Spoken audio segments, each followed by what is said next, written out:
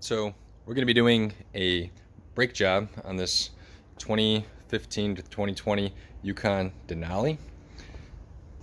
Got a few parts here, obviously 2 rotors for the front, 2 rotors for the back. These are the Brake Best Premium brand, and I decided to just go with their better pads. The ceramic pads are obviously the ones that are going to be a little bit longer lasting, less dust, and just actually, again, perform better in general. So this is their highest brand, Brake Best, again, local O'Reilly's is where I got these parts from. All right, now that we have the wheel off, I'm going to go around back here where the caliper is sitting. There's a little nut that you can stick a wrench on, 19 millimeter. Then also a 19 millimeter bolt right here, which you need to break loose. So let me unscrew that. Same thing goes for down here.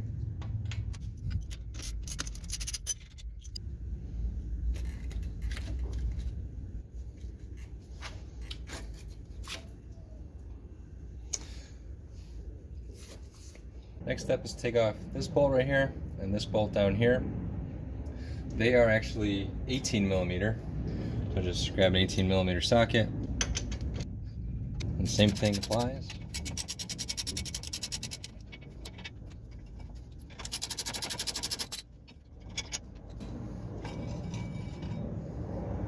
Next, what you want to do is take off this rotor once you got the other part of the caliper off. And what I'm going to do is basically take off this little Torx screw that's holding this rotor in place.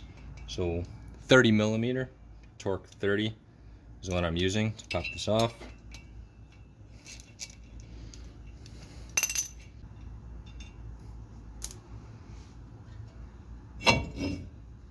There you go. All right, the next thing you want to do is you want to throw a little bit of grease on the inside of this part where the brake rotor is actually going to be sitting.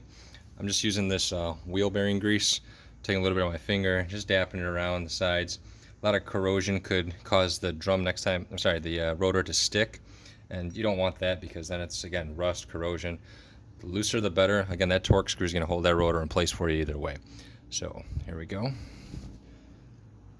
Now what you want to do is align the rotor that you're going to be putting on where that Torx screw would go. So for instance, this part right here, this little hole, should match up like so, where it originally was, and you put the screw in right there.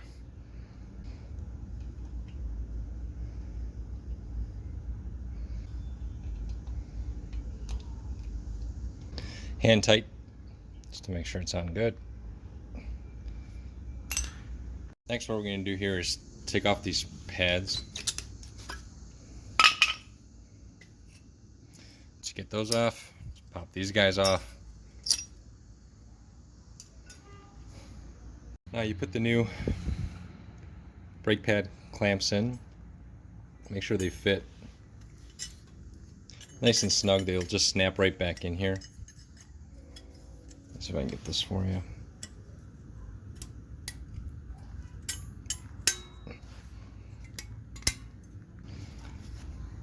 Again, you want it to be flush. There's no gapping on either side. Same thing here. One right there too.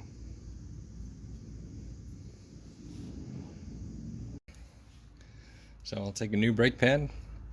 This one with the flat part on the bottom goes to the outermost part of it. So we'll go ahead and push it in there. Get toward the back here. Make sure it fits nice and toward the back. Like so. And we'll go ahead and put the other one on this side, which is the one that's like this, but it's rounded, as you can see. It doesn't have that flat piece on the bottom. It goes on the outside of the rim.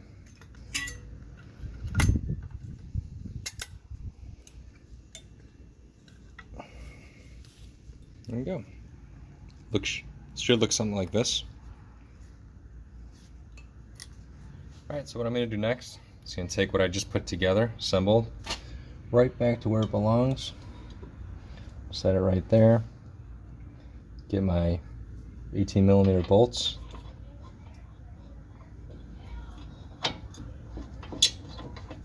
back in and find the hole.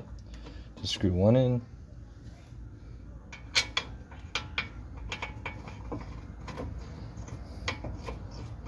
Get the next one started here.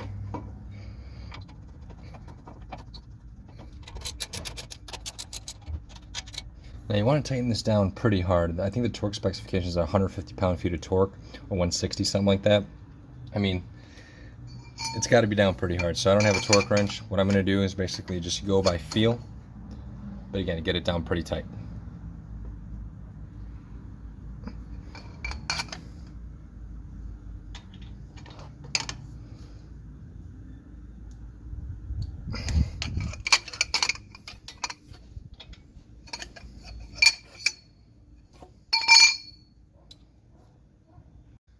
So what you want to do next is we got to take in these brake pistons and push them back in. Easiest way to do that is take your previous brake pad that you had, and you can tell which one it is because it has the two piston outliners on it. Put it back in here. You get this cool nifty little tool also from O'Reilly's. It's basically a brake pad pusher. You put the old pad in there, and you put this on at the very center of it, and you basically just twist it. The more you twist it, the more you're going to be able to pull those brake pads back in, pistons back in, and that's going to give you the leverage you need to be able to put this caliper right back on to where it originally was. So I'm just twisting it slowly but surely, getting all that back in.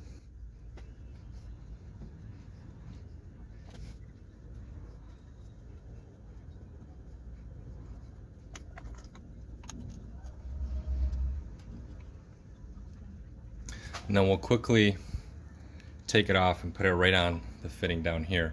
So that way, again, it'll give me enough time to basically put the caliper right back on. So unscrew it, take the pad off. Try not to twist any brake lines.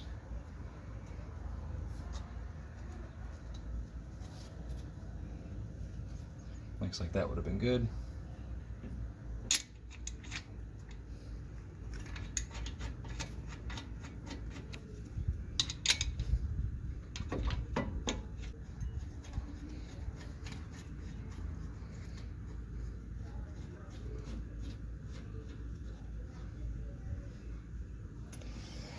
Tighten those guys down. Again, manufacturer spec, I believe, on that stuff is about 80, if I'm not mistaken, pound-feet of torque.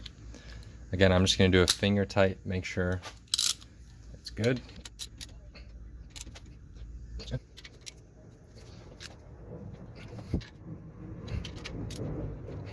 There you go. Got new pads and rotors installed.